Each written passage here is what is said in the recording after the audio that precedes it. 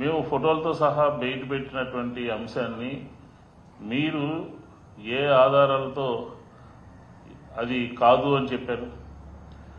ఎందుకంటే తిరుమల తిరుపతి దేవస్థానం సంబంధించినటువంటి బాధ్యత కలిగినటువంటి ఏ అధికారి కూడా దీని మీద మాట్లాడలేదు. మీకు చిత్తశుద్ధి ఉంటే ఈరోజు టీటీడీ సంబంధించినటువంటి గోశాలలో ఈ పరిస్థితులు ఎందుకు వచ్చాయి అనే దాని మీద ఒక కమిటీ వేసి నిజ నిర్ధారణ లెక్కలతో సహా ఆంధ్రప్రదేశ్ ప్రజలందరికీ మొత్తం యావత్ హిందూ సమాజానికి చెప్పాల్సినటువంటి బాధ్యత లేదా అని చెప్పని ఈ సందర్భంగా అడుగుతా ఉన్నాం. ఎందుకంటే టీటీడీ ఒక రాజకీయ కేంద్రం కింద మార్చేశారు. అది ప్రపంచ ధార్మిక ఆధ్యాత్మిక కేంద్రం అయినటువంటి తిరుమల తిరుపతి దేవస్థానాన్ని నియామకాలతో సహా ఈఓలు, అదే అధికారులు, రాజకీయ నాయకులు పోస్టింగులతో సహా దాన్ని ఒక రాజకీయ కేంద్రంగా మార్చినటువంటి పరిస్థితి మనం చూసాం. ఈ 10 నెలల కాలంలో భక్తులకి సేవలు అందించడంలో కానీ వారి మనోభావాలు పూర్తిగా దెబ్బతిన్నాయి అని చెప్పి ఈ సందర్భంగా చెప్తా ఉన్నాం. ఎందుచేతనంటే చూడండి, ఈరోజు జరిగినటువంటి సంఘటన భద్రతా వ్యవస్థని దాటుకుంటూ మహాద్వారం వరకు కూడా పాదరక్షలతో కొంతమంది వెళ్ళారు అని అంటే అది టీటీడీ ప్రతిష్ట దిగజారడం కాదా? దాంతోపాటు ఈరోజు మధ్యాహ్నం స్వామివారి నైవేద్యం కూడా 15 నిమిషాల పాటు ఆలస్యం అయింది అనంటే తిరుమల తిరుపతి దేవస్థానంలో అధికారుల యొక్క పనితీరు, వారి శ్రద్ధ కనపట్లేదా? అర్థం అవట్లేదా? ఏ రకంగా ఈ 10 నెలల కాలంలో పరిపాలన జరుగుతుందో ఇలాంటి పరిస్థితులు గోశాలలో జరిగినటువంటి తప్పులు ఎలా సరిదిద్దుకుంటారో మాకైతే తిరుమల తిరుపతి దేవస్థానం నుంచి అందుతున్నటువంటి సమాచారం ప్రకారం ఈ గోమాతలు మరణించడానికి ప్రధానమైనటువంటి కారణం సరైనటువంటి మందులు లేక, సరైనటువంటి ఆహారం లేక, సరైనటువంటి నిపుణులైనటువంటి వైద్యులు లేక, వైద్య సౌకర్యాలు లేక, గోమాత ఆలన పాలన చూసేటటువంటి వారి లేక జరిగింది, ఇన్సిడెంట్ జరిగింది అని చెప్పని భావిస్తాను. నిన్న ఫోటోలు చూసిన తర్వాత మనకి అనిపిస్తూ ఉంది ఎంత హృదయ విదారకంగా ఆ గోవులు మరణించాయి.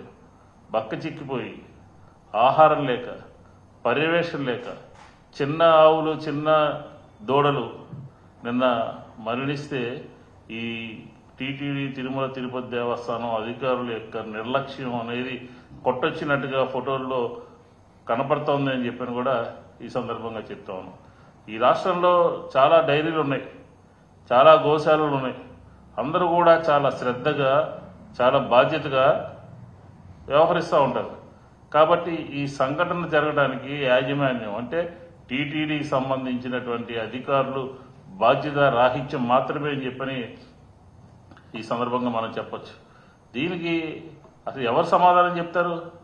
తిరుమల తిరుపతి దేవస్థానంలో నిన్న మేము చేసినటువంటి జరిగినటువంటి సంఘటనలని ఫోటోలతో సహా ఆధారాలతో సహా ప్రపంచం దృష్టికి తీసుకొస్తే దీనికి తిరుమల తిరుపతి దేవస్థానానికి సంబంధించినటువంటి అధికారులు ముందుకొచ్చి ప్రెస్కి బ్రీఫింగ్ ఇచ్చి చెప్పాల్సినటువంటి బాధ్యత లేదా? ఇంత బాధ్యతారాహిత్యంగా మీరు వ్యవహరిస్తున్నారంటే దీన్ని ఏమనుకోవాలి? అలాగే తిరుమల తిరుపతి దేవస్థానం పూర్తిగా సెలబ్రిటీలకి పనిచేస్తుంది తప్ప సామాన్య భక్తులకి పనిచేస్తున్నటువంటి వారి భక్తుల యొక్క అవసరాలు తీరుస్తున్నట్టుగా ఎక్కడ కనపడలేదు.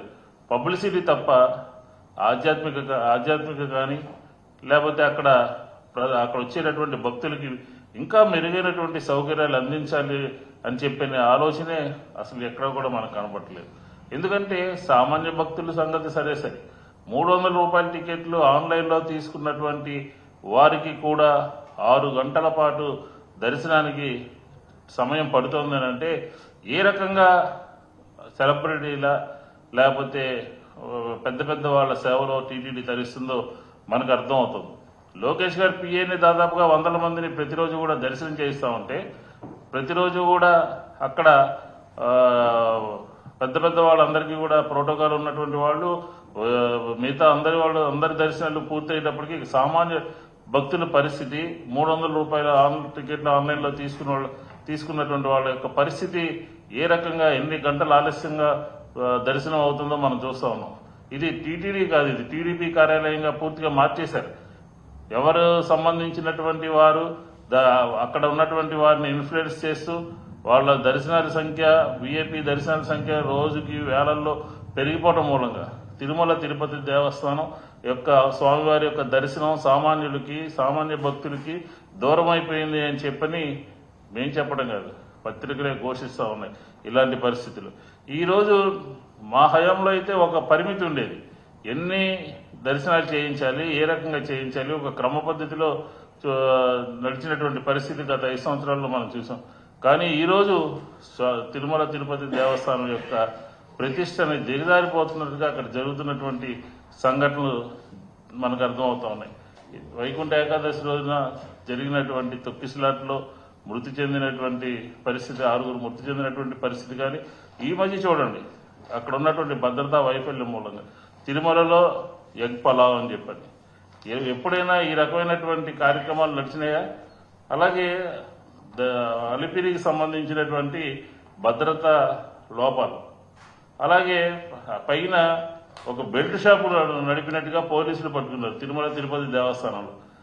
అలాగే ఈఓకి చైర్మన్కి గొడవలు వస్తే దాన్ని దాచిపెట్టడం ఒకటి కాదు, ప్రతి విషయాన్ని కూడా వివరణ ఇవ్వకుండా దాచిపెడుతూ పైకి ఒక మెంటల్ మనిషి పైకి వచ్చి ఏ రకంగా ప్రవర్తించాడో, ఏ రకంగా భద్రతా వైఫల్యం జరిగిందో మనకు కనబడతా ఉంది.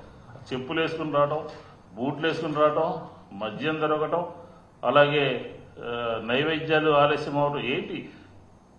ఆ రాష్ట్రంలో ఉన్నటువంటి హిందూ సమాజానికి ఈ ప్రభుత్వము తిరుమల తిరుపతి దేవస్థానము ఏ విధమైనటువంటి సమాధానం చెబుతుంది అని చెప్పి వైఎస్ఆర్ కాంగ్రెస్ పార్టీ అడుగుతా ఉంది. తిరుమలలో ఫ్రాంక్ వీడియోలు తీస్తున్నారు, ఎవరు ఆపేవాళ్ళు లేరు, దాన్ని అలా చేయకూడదని చెప్పేటటువంటి వాళ్ళ పరిస్థితి కూడా లేదు. కాబట్టి ఇంత ఘోరంగా ఎందుకు చెప్తున్నామంటే, గోమాత అనేది మీకు ఒక పబ్లిసిటీ ఏమో, కానీ మాకు మాత్రం గోమాత మన సెంటిమెంట్తో కూడుకున్నటువంటి అంశం అని చెప్పని ఖచ్చితంగా మేము చెప్పగలం. ఎందుకంటే మా హయాంలో వైఎస్ఆర్ కాంగ్రెస్ ప్రభుత్వం ఉన్నటువంటి హయాంలో జగన్మోహన్ రెడ్డి గారి నాయకత్వంలో గోమాత యొక్క విశిష్టతను వివరిస్తూ, అలాగే గుడిగో గోమాత అని చెప్పని అందరికీ కూడా గోవుల్ని వాళ్ళకి సంబంధించినటువంటి టెంపుల్స్ వాళ్ళందరికీ ఇచ్చి దాన్ని అనేక రకాలుగా పూజించడం జరిగింది. కాబట్టి హిందూ ధర్మాన్ని కాపాడాలి అనుకునేటటువంటి వారందరూ కూడా ఈ సంఘటనలన్నింటినీ కూడా గమనిస్తూ ఉన్నారు. ఈ విషయాన్ని నిశ్చితంగా గమనించాలి అని చెప్పని కూడా కోరుతున్నాం. రాష్ట్రంలో అనేక దేవాలయాలు ఉన్నాయి. ఈ రోజే కొత్త కాదు, తిరుమల తిరుపతి దేవస్థానానికి సంబంధించినటువంటి గోశాలలో జరిగినటువంటి కార్యక్రమాలే కాదు, 14 నుంచి 19 వరకు విజయవాడ నగరంలో కనకదుర్గమ్మ అమ్మవారి గోశాలలో కూడా ఇలాంటి సంఘటనలు జరిగినాయి. ఆ రోజు కూడా గోవులన్నీ కూడా చనిపోవడం జరిగింది. కొన్ని గోవులు మేమందరం కూడా వెళ్ళాం.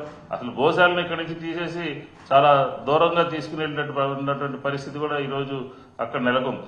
కాబట్టి సంరక్షణకి తిరుమల తిరుపతి దేవస్థానం ఏం చేయబోతా ఉంది? ఈ రాష్ట్రంలో ఉన్నటువంటి ప్రధాన ఆలయాలకు సంబంధించినటువంటి గోశాలలు అనేక ఉన్నాయి. ఆ గోశాలలో ఉన్నటువంటి పరిస్థితి ఏంటి? మాకు అందుతున్నటువంటి సమాచారం ప్రకారం ఆయా గోశాలలో సరైనటువంటి సౌకర్యాలు లేకుండా దానికి కావాల్సినటువంటి ఆహారాన్ని అందించేటటువంటి ప్రయత్నం చేయకుండా నడుస్తున్నట్టుగా కూడా తెలుస్తుంది. కాబట్టి రాష్ట్రంలో ఉన్నటువంటి అన్ని గోశాలలోనూ తిరుమల తిరుపతి దేవస్థానంలో